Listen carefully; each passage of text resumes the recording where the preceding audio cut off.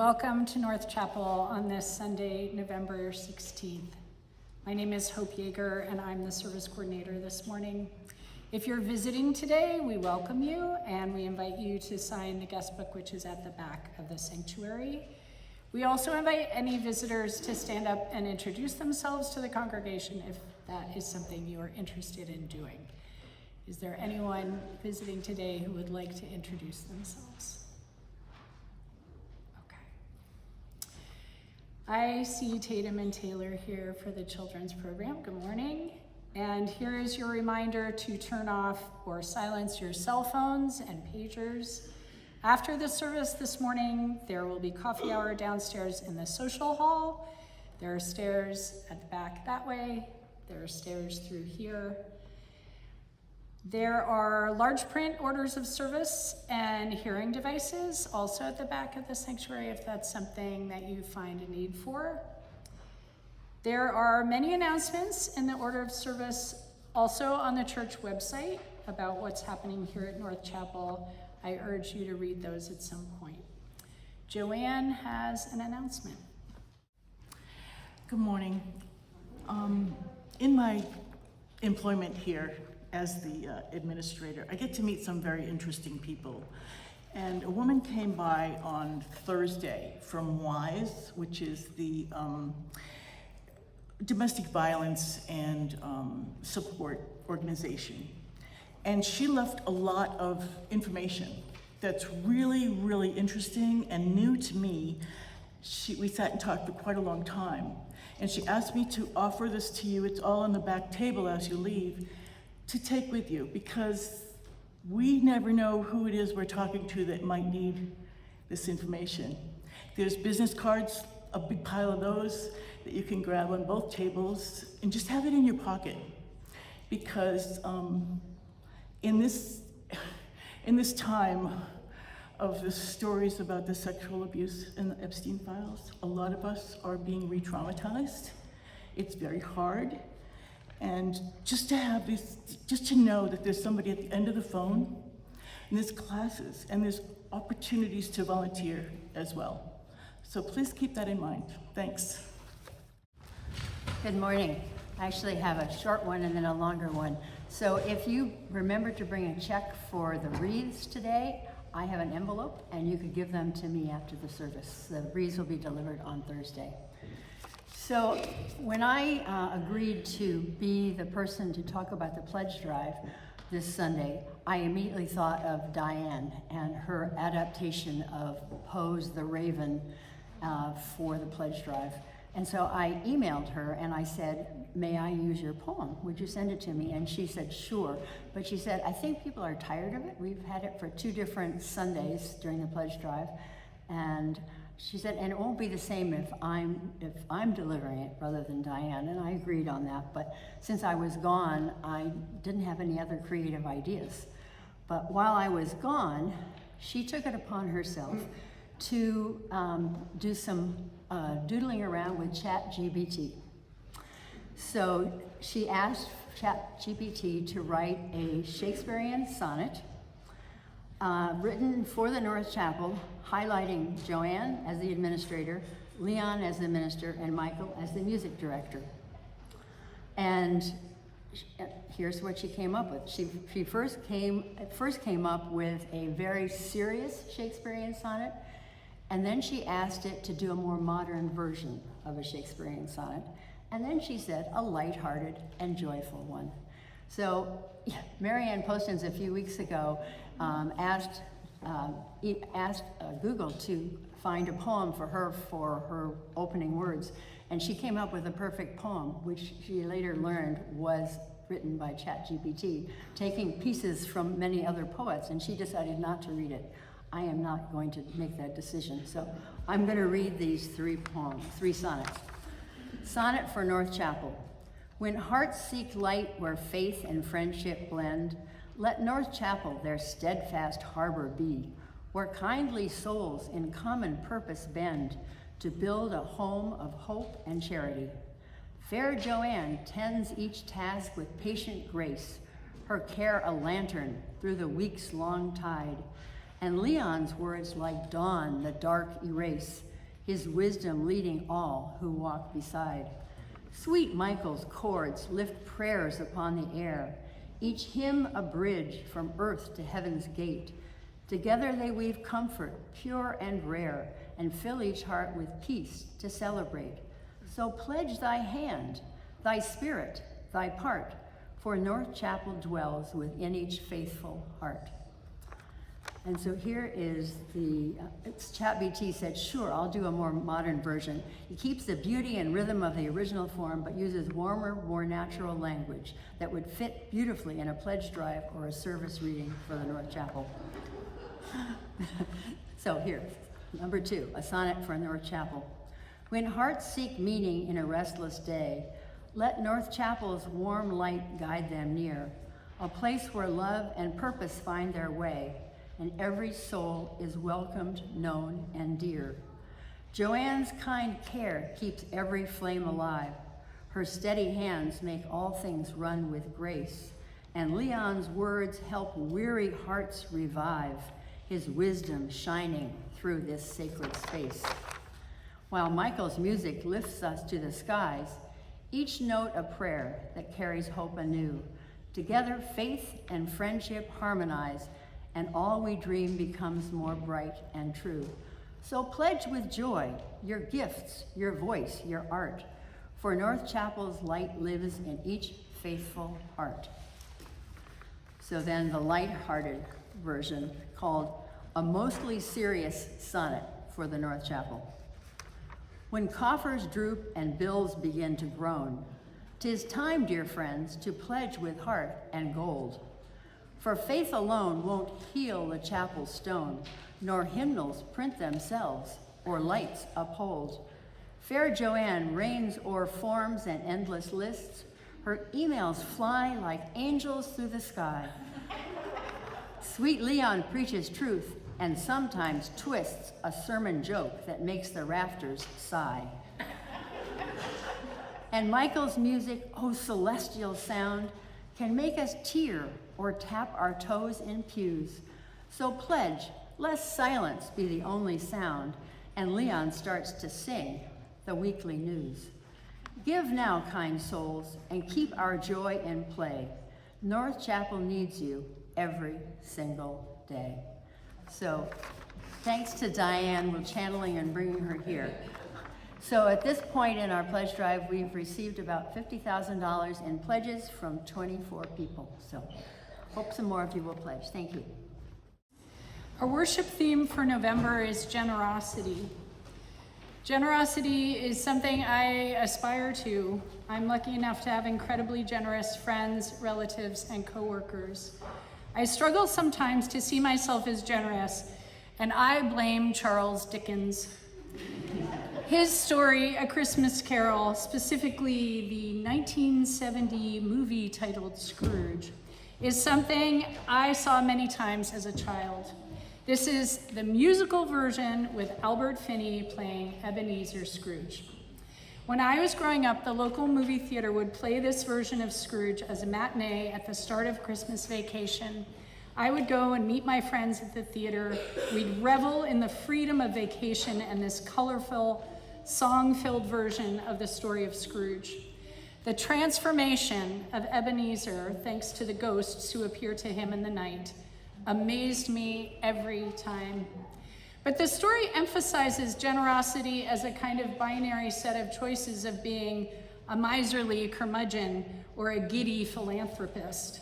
That final scene of Scrooge calling to a boy in the street and throwing down money for him to go buy the fattest goose in the window, that's a hard act to follow. Real life is filled with simpler, steady acts of generosity.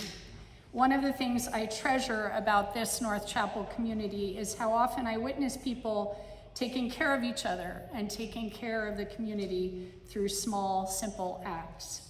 In this spirit, here is Marge Piercy's poem, To Be of Use. The people I love the best jump into work headfirst, without dallying in the shallows, and swim off with sure strokes almost out of sight. They seem to become natives of that element, the black, sleek heads of seals bouncing like half-submerged balls. I love people who harness themselves an ox to a heavy cart, who pull like water buffalo with massive patience, who strain in the mud and the muck to move things forward, who do what has to be done again and again. I want to be with people who submerge in the task, who go into the fields to harvest and work in a row and pass the bags along, who are not parlor generals and field deserters, but move in a common rhythm when the food must come in or the fire be put out. The work of the world is common as mud. Botched, it smears the hands, crumbles to dust. But the thing worth doing well done has a shape that satisfies, clean and evident. Greek amphoras for wine or oil, Hopi vases that held corn, are put in museums, but you know they were made to be used. The pitcher cries for water to carry, and a person for work that is real. Now we'll have a moment for meditation.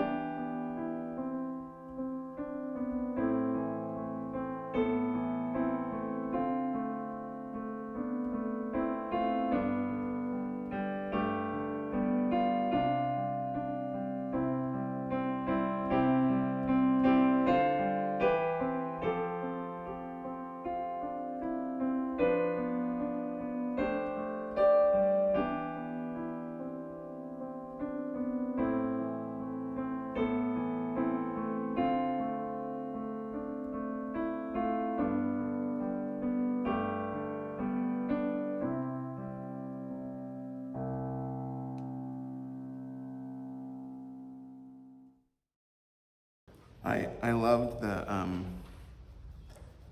I'm not a big tech fan, right? So there was a cartoon about ChatGPT that I won't relate to you now, but I have a negative feeling about, but listening to those sonnets was surprisingly delightful, and it warmed the cockles of my algorithm. So good morning and good Sunday. I hope this new day finds you well. I have mildly injured my back, and my injury has delivered a considerable amount of pain to me that's manifesting in my leg over the past few weeks, but I'm on the mend, and yesterday was my first almost entirely pain-free day, although last night was a bit of a challenge. When my heart is hurting, I sing, I play music, I write poetry, and I pray. When my body is hurting, I pout, and I cry, and I complain like a 6-year-old boy child. I am not proud of this. When I find my way back to poetry, one of my favorite quotations is this: "We have seen this before, in times of great sorrow, that human compassion will flow from a well that has long run dry." This quote comes from a larger poem by James Taylor, a song actually, A Moment of Maximum Forgiveness. It begins like this: "Down at the end of the barroom, out of sight of the light from the window, with his mind and his whiskey and his body in a folding chair, far beyond repair, I enter his vision, and he watches me look from my seat. He makes his decision and he stands to his feet, although it's a long way down. It happened to me, a wonderful sight, only for me and only for you. It happened to be a light shining through from one who was lost and found, just like me and you." This brave man, this flawed, gentle, wise, and deeply courageous man. He had so very far to fall, but he risked it anyway. It would have been a risk not to try. He needed so much in his heart and in his soul. He needed so much of forgiveness. He longed so much for forgiveness, but he was brave enough and he was gracious enough not to require this of others. The older man did not demand forgiveness of the younger man before him. He just held his own. And he offered no more and no less than the truth as he understood it. The crazy truth that makes no sense, the tameless truth that does not neatly resolve, that doesn't tie things up in a bow, that doesn't resolve in a messy way, and that doesn't resolve at all, really, except in time's ability to offer us maturity. Maturity is possible, spiritual maturity. It is available to us if we choose it and if we walk the path that is required of us. The poem continues. Old man says, young man, my, you're looking pretty green, like a stranger to this kind of place. Come sit at my table and come look into my face. I've got a story to tell. There was a father and a son, but that was a long time ago. And when the time came to run, I just couldn't say no, and I left him behind. How do you say that to someone? How do you say that to someone that you love? How do you say, I'm sorry, but I have fallen far short of my best? I am flawed, I am imperfect, and I have a wound that has not healed, and I have not been able to shield you from the pain that this wound has caused me. And I can see that I have delivered a measure of my own pain onto you, and I am sorry. I have fallen short of my best. How does one say such a thing? Each to our gift, I suppose. I guess we just find a way. It happened to me. Wonderful sight. Only for you and only for me. It happened to be a light shining through from one who was lost and found, just like me and you. Somehow, beyond the wound, they found their way back to connection. The song does not say how. That's ours to imagine. To all souls I say good morning. It is good to be together. The theme for the month of November is generosity. Generosity comes from a place of abundance, a place of spiritual abundance. We yearn so much for this. We learn to give the good spirit away. Hope offered the poetry of Marge Piercy earlier. She read To Be of Use, and I am endlessly moved by this poem, particularly by the part at the end, by the part that's dirty, by the part that reaches into the earth and reads, the work of the world is as common as mud. Botched, it smears the hand, crumbles to dust. But the thing worth doing well done has a shape that satisfies, clean and evident, Greek amphoras for wine and oil, Hopi vases that held corn are put in museums, but you know they were made to be used. The pitcher cries for water to carry, the person for work that is real. We yearn to fulfill our purpose in life, to give all we can from a place of spiritual abundance. We offer our souls to one another, refilling our glasses and quenching our thirst. Speaking of which,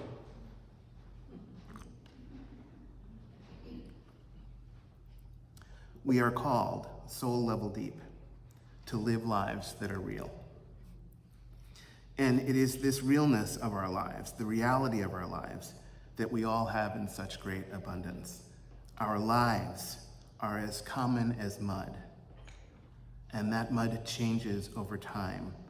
Time is a desiccant, changing mud to clay, and clay to dirt, and dirt to dust in the drying cycle, in fall and winter, where we are now.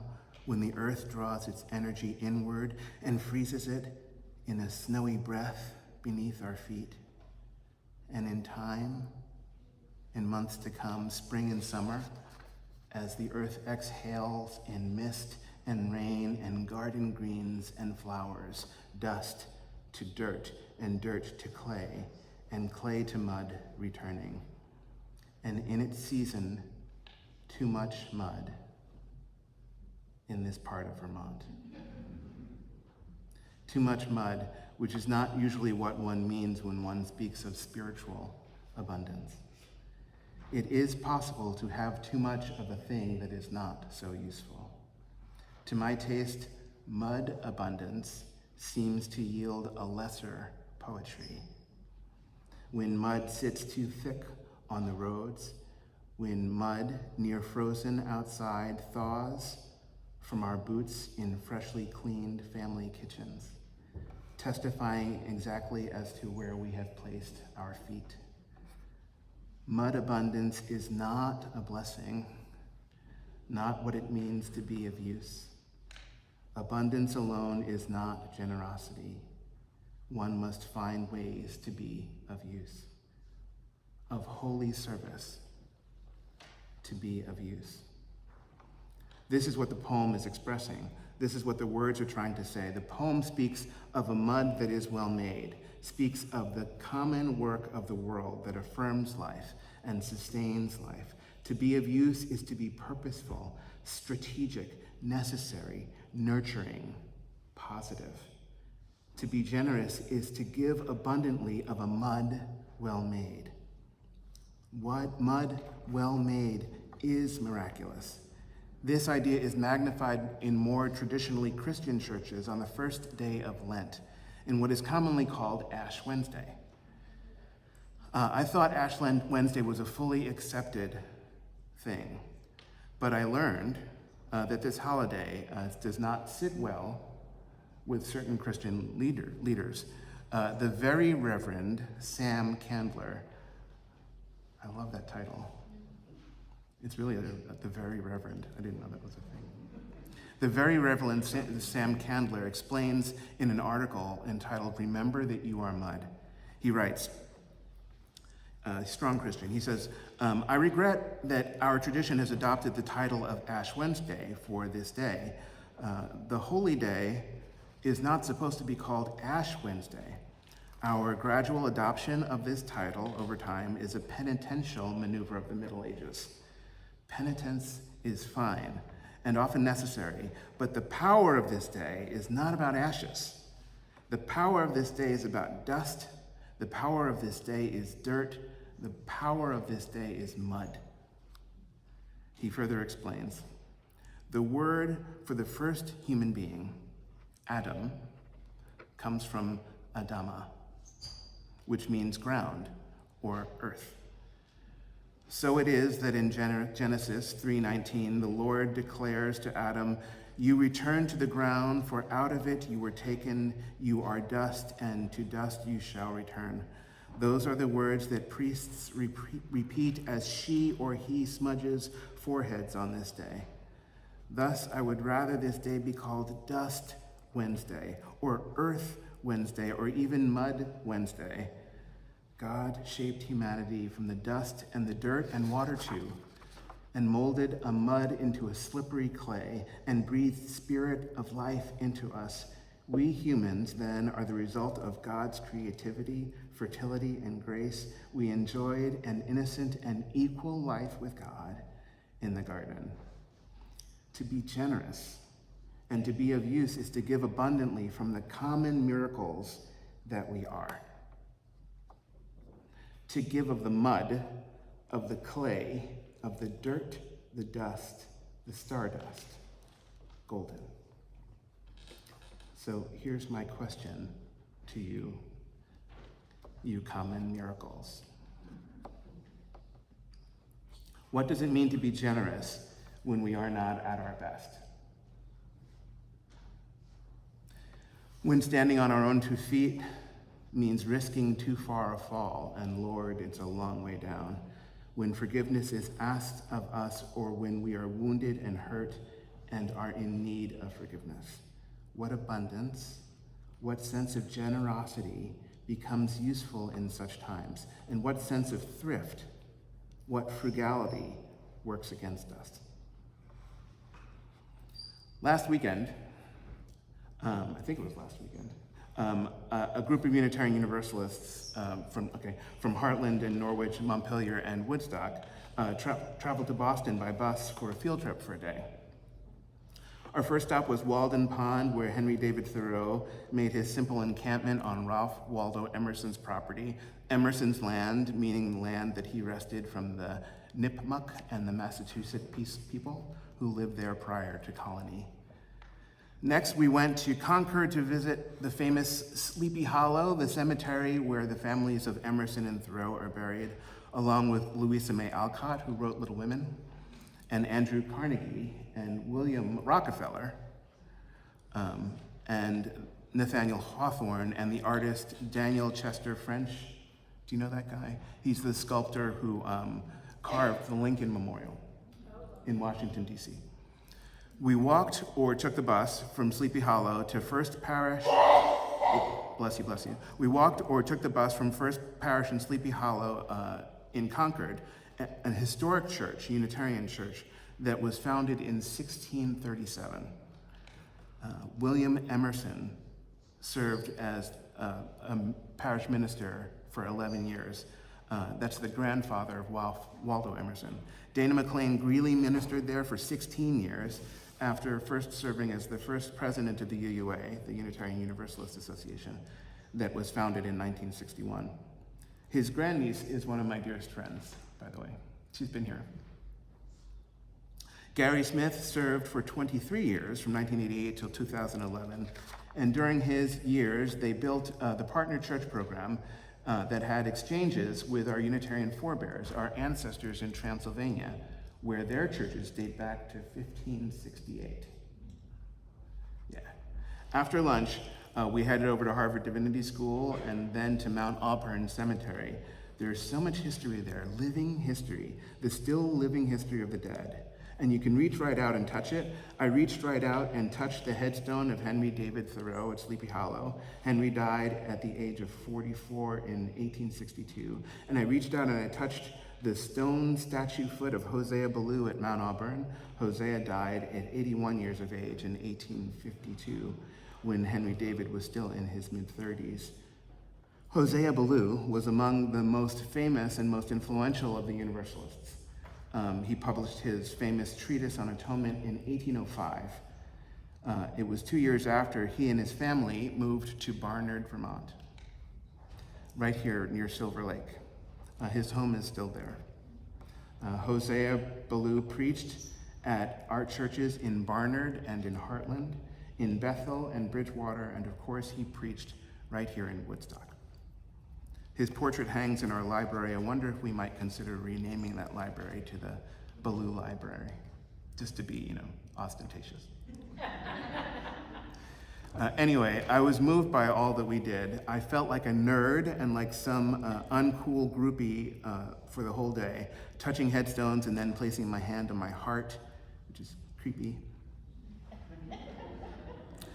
And talking to trees in both cemeteries and asking them what they had seen, which is weird, touching the roots that hold us close and dreaming the wings that set us free. I got away with it most of the time, but Joanne caught me a couple of times and called me out a little bit. And I was like, whatever, dude. It was all in good fun.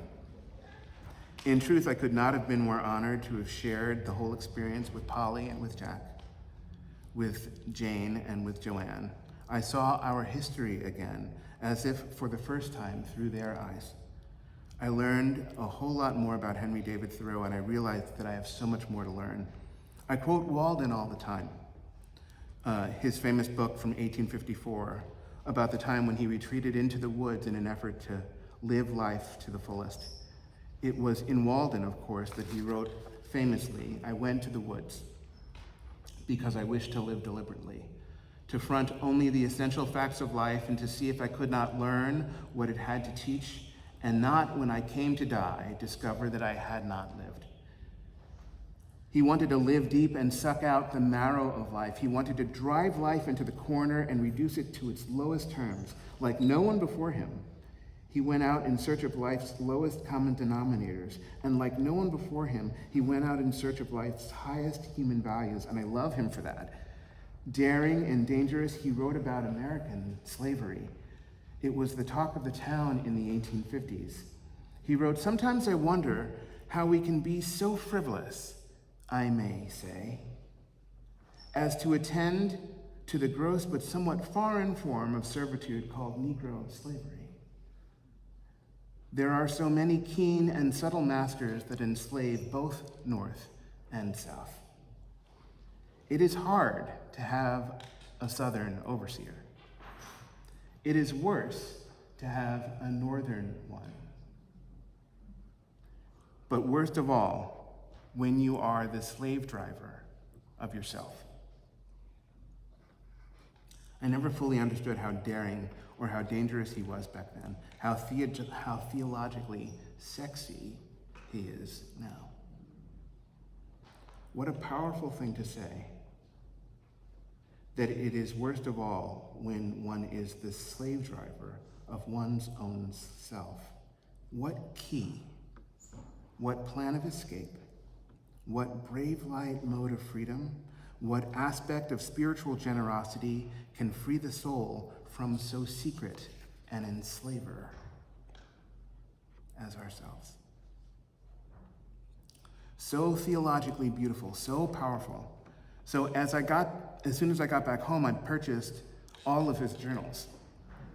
I found an old 2-volume set online. It's coming in the mail. I can't wait to read it. I can't wait to spill coffee on its pages. I can't wait to make overly impassioned posts on social media that will freak out just about all of my Facebook friends. Before we went to Boston, I knew that Henry David Thoreau had gone to jail for just one night. He didn't pay his taxes for 6 years, and they finally arrested him for it, threw him in the slammer. What I didn't fully realize was what was going on at the time. I didn't realize and really know why he went to the woods, what the context was. He went to the woods in 1845, on the 69th anniversary of the signing of the Declaration of Independence. He went to the woods on the 4th of July in 1845, and he lived in the woods for 2 years, 2 months, and 2 days. He left the woods on September 6th in 1847. At this time, the country was deeply conflicted over the issue of slavery, and the Mexican-American War was underway. So Thoreau didn't pay his taxes. He went to jail for a night in July of 1846. During his time in the woods, he was sprung from his cage by friends who paid taxes on his behalf. He benefited from their generosity, but he never relented about why he refused to pay. It was his way of protesting slavery and war. He went to jail to make a point. He went as an act of conscience, and he described his intentions clearly in an essay called Civil Disobedience. He asked, "Must the citizen resign his conscience in legislation? Why has every man a conscience then?" "I think that we should be men first," he said, "and subjects afterwards. It is not desirable to cultivate respect for the law so much as a respect for the right. The only obligation which I have a right to assume is to do at any time what I think is right," end quote. Do what you think is right. That's something that my parents always said. That's something that they instilled in my sister and I. Thoreau further explained, most legislators, politicians, lawyers, ministers, office holders serve the state chiefly with their heads. And as rarely as they make moral distinctions, they are as likely to serve the devil, without intending it, as God. Thoreau said, "A wise man will only be useful as a man and will never submit to be clay. Thoreau went to jail to make a point. He went to jail as an act of conscience. He went to jail to get free and most of all to be of use, but not as a lump of uninspired clay, molded as readily by the devil as by God, not as uninspired clay, unaware that there is a difference. Uninspired clay is not miraculous. It is not of the ash, is not of the dust, is not of the dirt, is not of the mud that blesses us in good faith. Uninspired clay is forever botched. It is always broken. It is the thing not worth doing well. It is not of use. The poet reminds us that botched, the mud, the common work of the world, smears the hands and crumbles to dust. We are seeing this. Botched, the mud, the common work of the world, is not miraculous and is as likely to serve the devil without intending it as to serve God. We are seeing this.